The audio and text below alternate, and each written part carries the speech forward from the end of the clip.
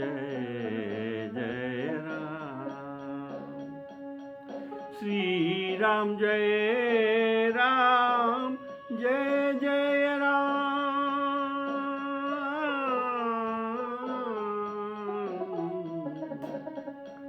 श्री राम जय राम, जय जय राम।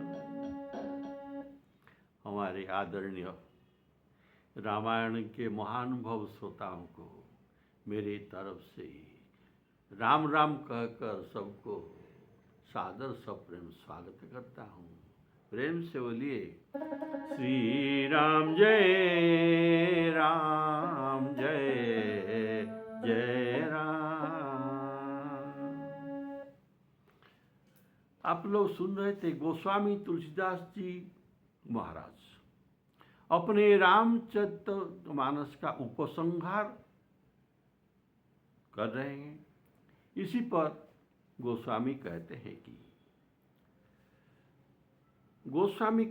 कि जो मनुष्य श्री रघुवंश भूषण रघुनाथ जी का यह चरित्र कहते हैं या गाते हैं या सुनते हैं, वे कलिमर और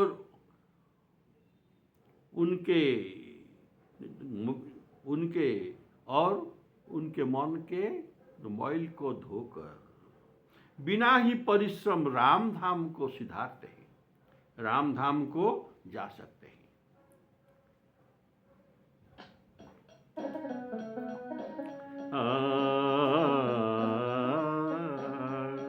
रघुवंश भूषण चरित यह नर, कहीं सुन खींजेगा वही।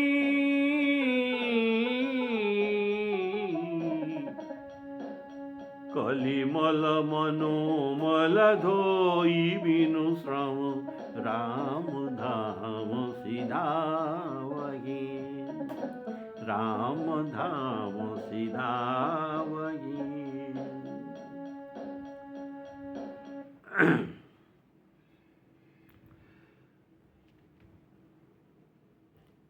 यह भी जो कहा गया है कि दशरथ सुत जन्म, दशरथ सुतो जन्म कारणं ज पठति सुनोति। पठति जो पठन करता है और जो सुनता है। अनुमोदित द्वितेन्द्र, और जो अनुमोदन भी करते हैं, इनको क्या मिलता है? न ब्रजंती स भगवत गृहं, भगवान के गृह को ये चले जाते हैं, गृहं, और वहाँ इनको आतिथ्य मिलता है, इनको आतिथ्य मिलता है, अतिथि भाव में जाते हैं। ब्रजंती स भगवत गृहं आतिथ्यं नहीं समनस्य भयं।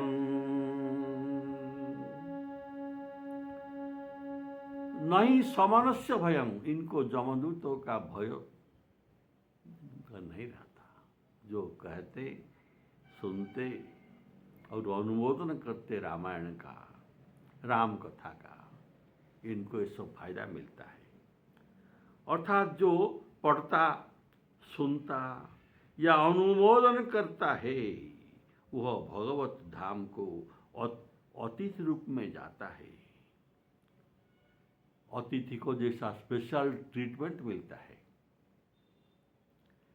ऐसे उनको स्पेशल ट्रीटमेंट वहाँ भगवत धाम में भी मिलता है। उसे जमों का भय नहीं रहता। इसलिए गोस्वामी जी कहते हैं, कहीं सुनाही अनुमोदन करही, कहीं सुनाही अनुमोदन करही।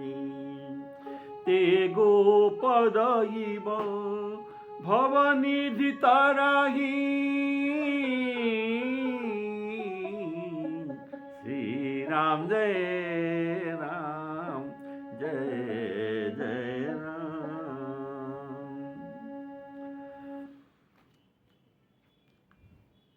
यह कहने का भाव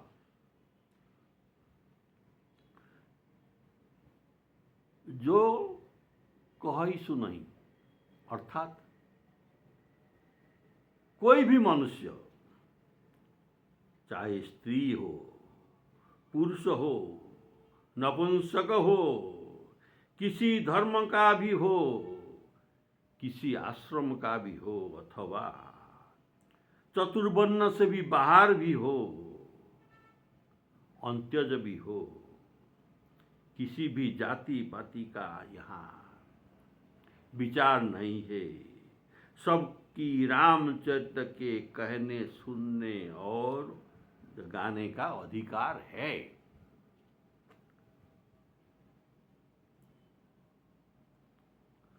तो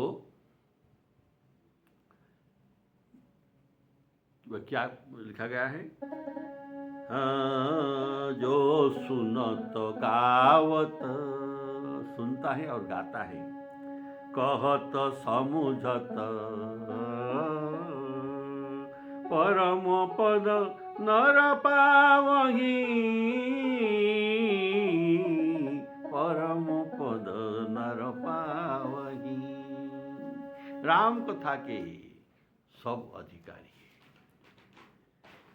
सबका अधिकार है राम कथा सुनना, सुनने को, कहने को और गाने को, सबको अधिकार है। राम कथा के सब अधिकारी, राम कथा के सब अधिकारी, पुरुष जुवान जरठ नर नारी, राम कथा के सब अधिकारी। और कहा गया है राम कथा, राम कथा के लगता न मोल। इसमें कोई दाम पड़ता नहीं, कोई परिश्रम पड़ता नहीं। इसीलिए राम कथा सुनना चाहिए। केशव माधव गोविंद बो, केशव माधव गोविंद बो, बोल हरि बोल, हरि हरि बोल, बोल हरि बोल, हरि हरि बोल, केशव माधव गोविंद बोल।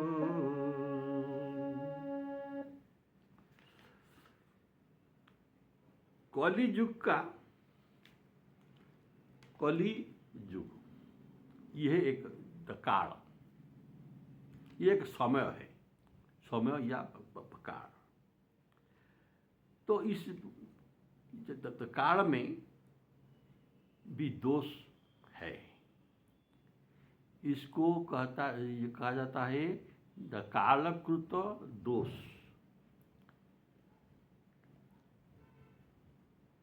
यह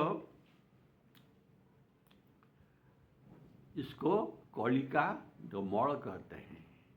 जैसे इसको कली युग का मोड़ कहते हैं, इसको ना इसका कालकृत दोष को।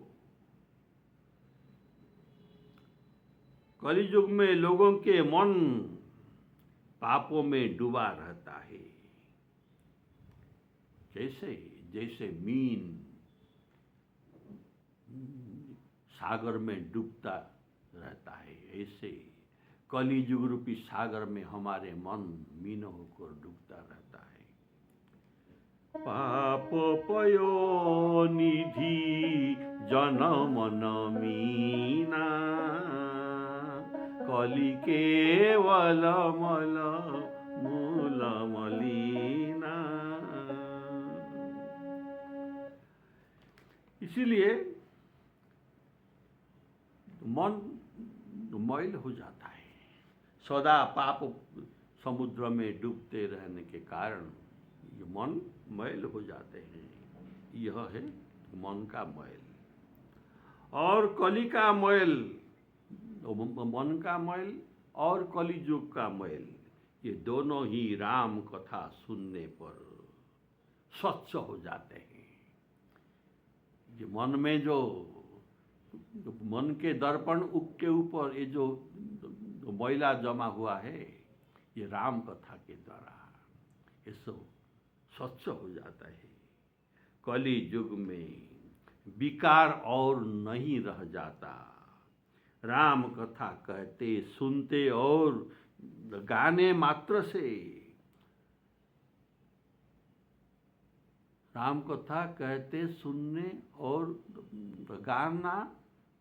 गान मात्र से ही अर्थात तत्क्षणात् ऐसा होता है कि मन का मैल और कलयुग का मैल चले जाते हैं।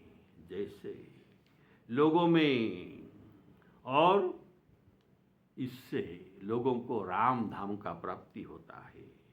कहते सुनते और गाने में कौन सा परिश्रम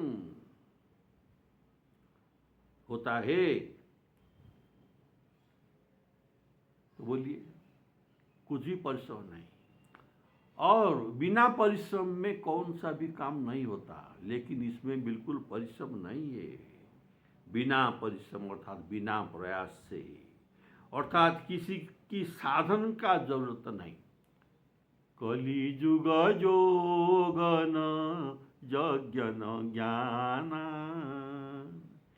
किसी का आधार नहीं है, किसी साधन का आश्रय करना नहीं पड़ता। केवल इतना ही राम गुण को गाना, सुनना और समझना। और राम इसी से राम जी का धाम प्राप्त होता है, परम धाम मिलता है। शंकर भगवान इस बात का समर्थन करते हैं और उपदेश देते हैं कि किसको? न पार्वती जी को। राम कथा गिरिजा में बरनी, हे गिरिजा, मैं जो राम कथा वर्णन करके कहा, इसका फल क्या है? न कलिमल समनी मनोमल हरनी। कलियुग का मल को ये नाश करता है और मन के मल को नाश करता है। इस शंकर भगवान जी का वाक्य है। और मानस में कहा गया है, रघुवंश विभूषण चरित यह नर, कहीं सुनहि जे गावही, कहीं सुनहि जे गावही। कलिमल मनोमल, कलिमल मनोमल धोई बिनु श्रम, राम धाम सिधावही। रघुवंश विभूषण चरित यह नर, कहीं सुनहि जे गावही। और गोस्वामी जी रामचरितमानस का उपसंहार में एक बड़ा महत्वपूर्ण बात कहते हैं, जो कलि युग में हमारे बहुत उपकार आएगा। आप इसे सुन लीजिए। गोस्वामी जी कहते हैं, जो मनुष्य सत्य 7 पंच 5 सत्य पंच चौपाई को अत्यंत मनोहर जानकर हृदय में धारण करते हैं, उसने दारुण अविद्या, अस्मिता आदि विकारों से मुक्त होते हैं। तो कैसे? ना श्री रघुनाथ जी इनका ये दोष को हरण कर लेते हैं। बोले श्यावर रामचंद्र की जय। जो गाते सुनते हैं इनका अविद्या अस्मिता आदि को रघुनाथ जी हरण कर लेते हैं। शत पंच चौपाई मनोहर जानी जो नर उर धरे। जानी जो नर उर धरे। दारुण अविद्या पंच जनित विकार श्री रघुवर हरे। विकार श्री रघुवर हरे। अर्थात शतपंच का भाव क्या है? शतपंच का भाव सीधा अर्थ है सत और पांच। सत और 7 और 5 मिलकर 12।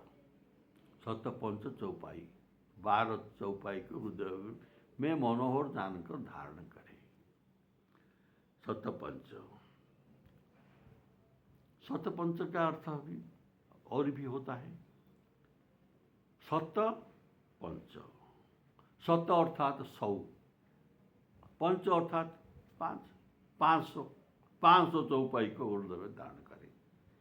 शत पंच। शत अर्थात 100, पंच अर्थात 5, 500 चौपाई को धारण करे। देखिए कितना अर्थ निकलता है। 12 चौपाई भी होता है, 500 चौपाई भी इसका अर्थ होता है। और शत पंच चौपाई 100 के आगे 5 लिख दीजिए। शत 100 और 5 तो कितना हुआ ना 5100। कितना हुआ 5100।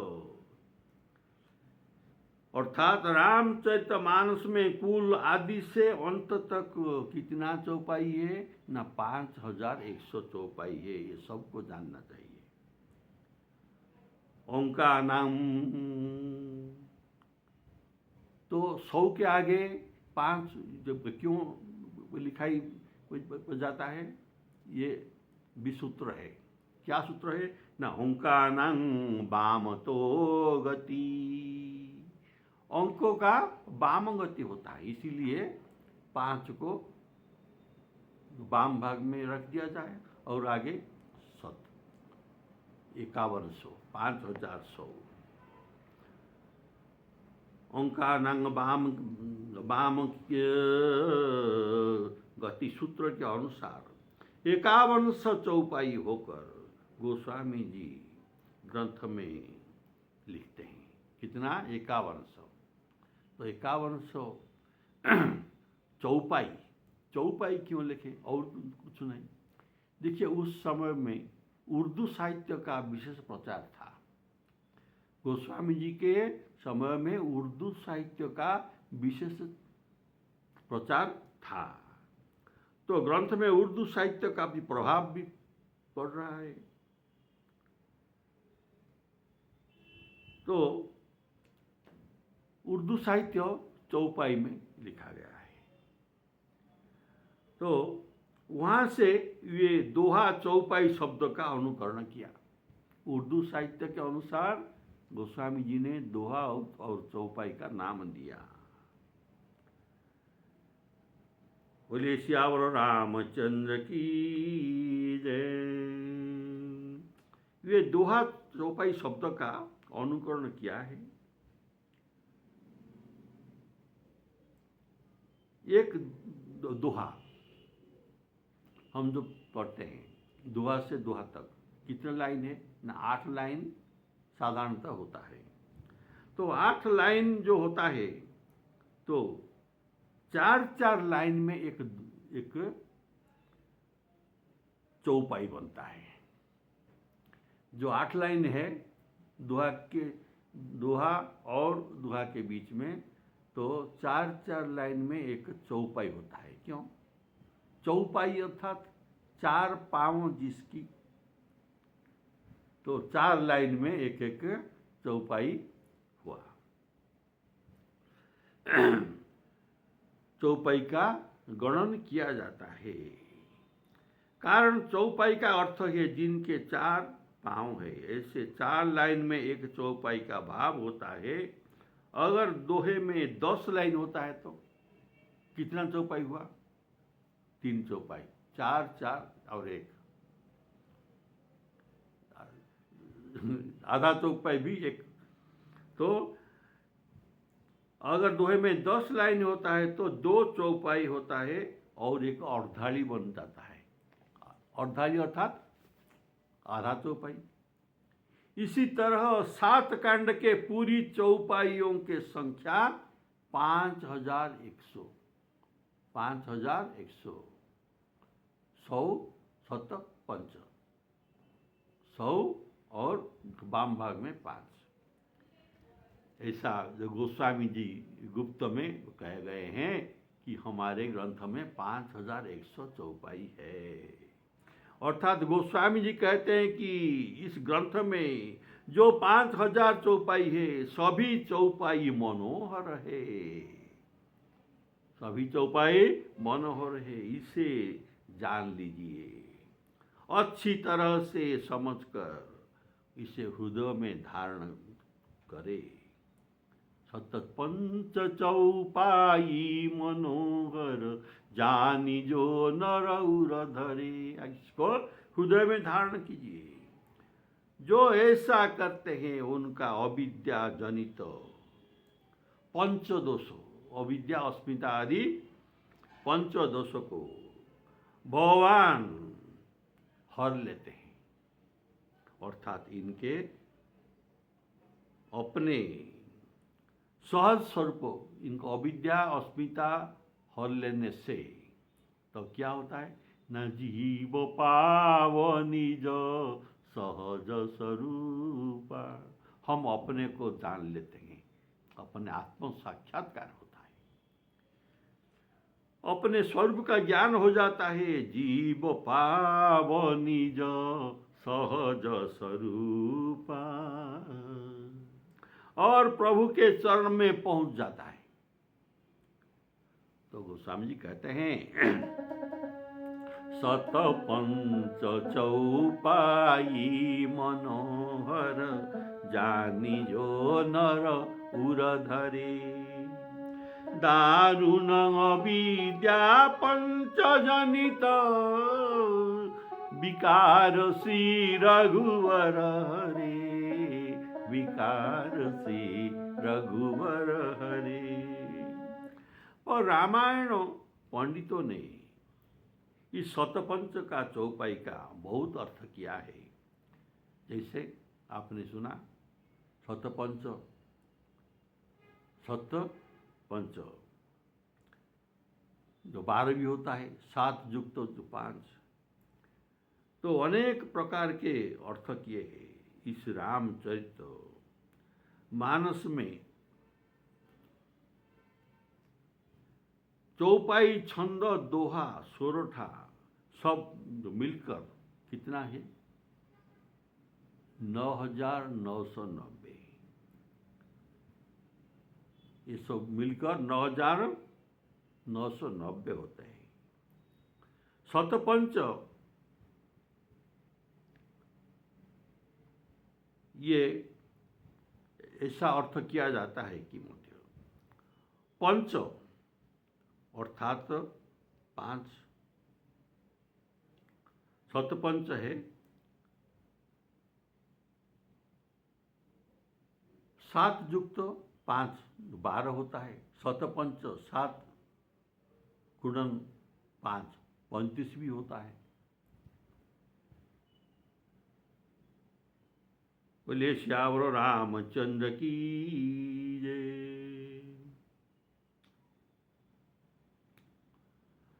देखिए शतपंच का और एक भाव है। सतपंच अगर होगा तो असतपंच भी हो सकता है। तो सतपंच और असतपंच में क्या प्रभेद है?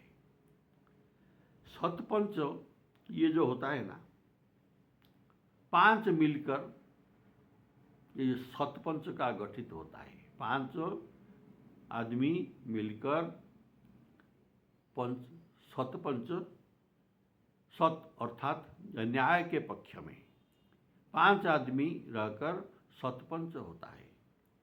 और ये पंचायती करते हैं, इसको सतपंच कहते हैं। जो सच्चा से न्याय देते हैं इनको सतपंच कहा जाता है। वे सतपंच क्या करते हैं? अपने पिता हो, पुत्र हो, बंधु मित्र या शत्रु क्यों न हो, सबको ये यथार्थ निष्पत्ति सुनाते हैं। ये सत में रहते हैं, इसीलिए इनको सतपंच कहते हैं।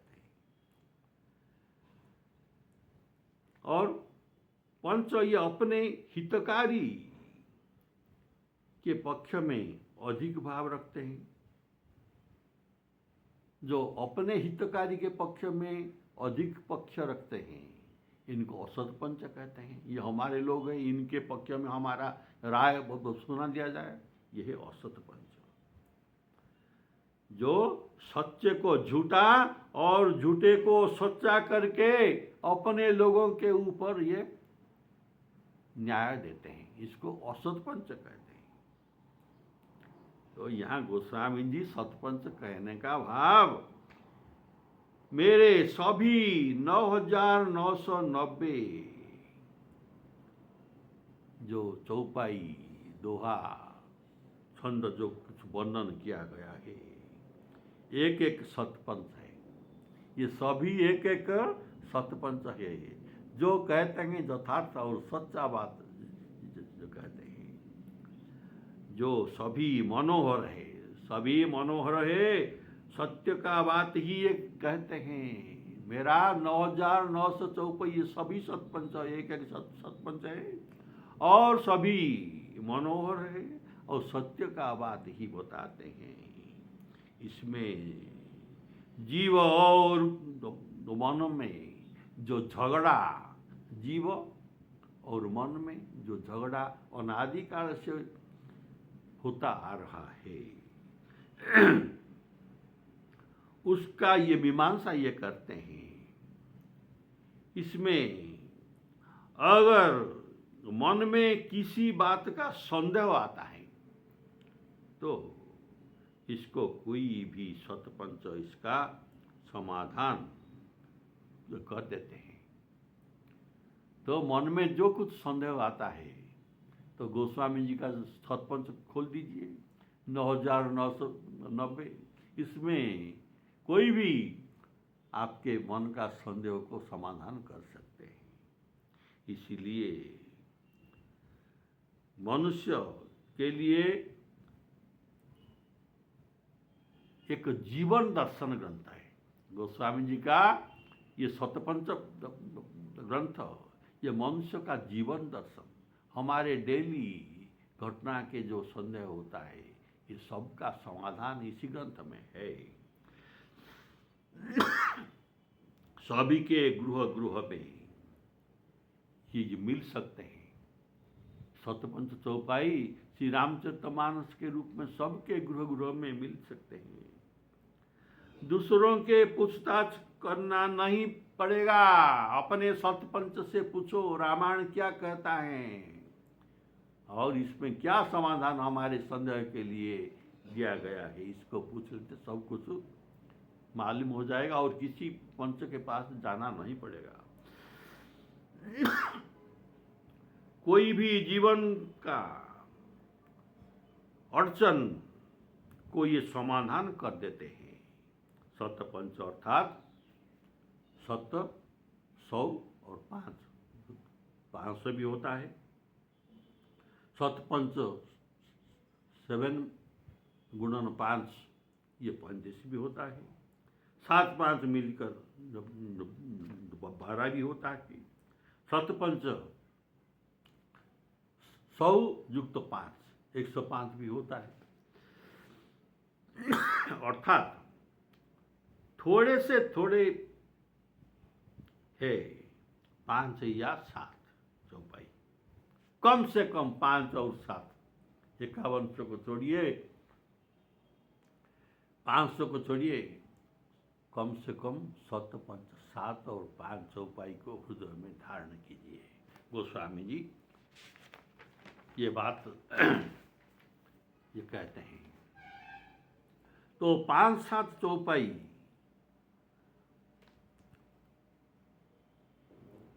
भी कामादि पंच विकार को हरण कर सकते हैं। अल्प से अल्प 5 से 7 तक भी हृदय में धारण कीजिए।